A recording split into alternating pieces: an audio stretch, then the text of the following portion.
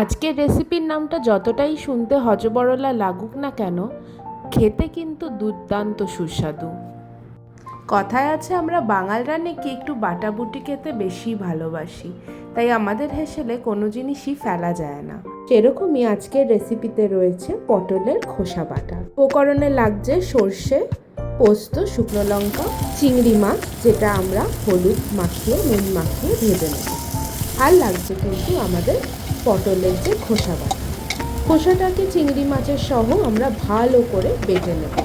তারপর ফ্রাইং প্যানে তেল দিয়ে ওই দুটো আমরা ছেড়ে নাড়াচাড়া করে নেব। তার উপরে দিয়ে দেব আমাদের সর্ষে, পোস্ত আর শুকনো লঙ্কা বাটাটা।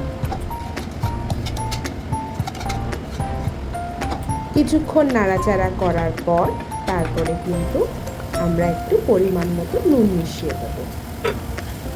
আগের দুটো ভিডিওতে আমরা কুমড়ো ডাঁটা দিয়ে চিংড়ি মাছের চচ্চড়ি আর মৌরি পটল দেখিয়েছিলাম।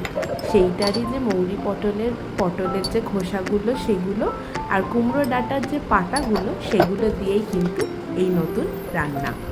চলো আরেকটা পাত্রে আমরা চিংড়ি মাছ বেশ খানিকটা নিয়ে নেব, নিয়ে তার মধ্যে পরিমাণ মতো নুন, লঙ্কা এবং হলুদ গুঁড়ো দিয়ে কিন্তু ভালো করে মাখিয়ে নেব।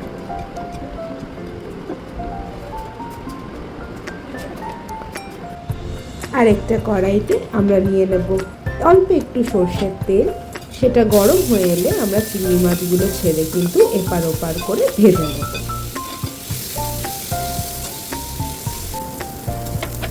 ভাজা ভাজা হয়ে গেলে আমরা আমাদের ওই আগের করে রাখা যে পুরটা সেটা কিন্তু এর মধ্যে মিশিয়ে দেব।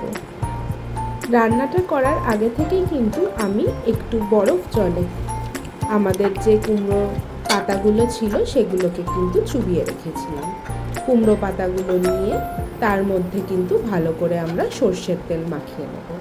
সর্ষের তেল মাখিয়ে যে পুরটা আমরা রেডি করেছি চিংড়ি মাছ, পটলের খোসা, সেই পুরটা কিন্তু তার মধ্যে বেশি বেশি করে ভরে দেব। এবার আমরা প্রত্যেকটা পাতা এরকমভাবে খামের মতন ফোল্ড করে নেব, করে একটা টুথপিক দিয়ে আমরা সিকিওর করে নেব। প্রত্যেকটা পাতাই এরকম করে পুর ভরে আমরা এবার একে একে রেখে নেব।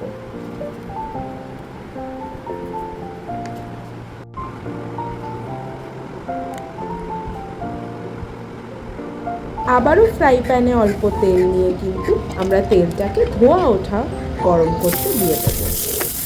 গরম হয়ে গেলে তেল আমাদের পটলের খোসা ভরা দিয়ে চিংড়ি মাছের খামগুলো একে একে আমরা দিয়ে দেব।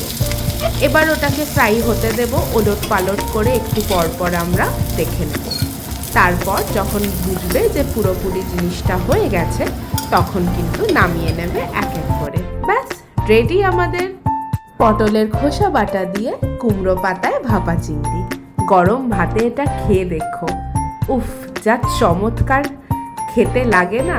একবার বানিয়ে দেখলে তারপরে আমাকে অবশ্যই কমেন্ট করে কিন্তু জানিও।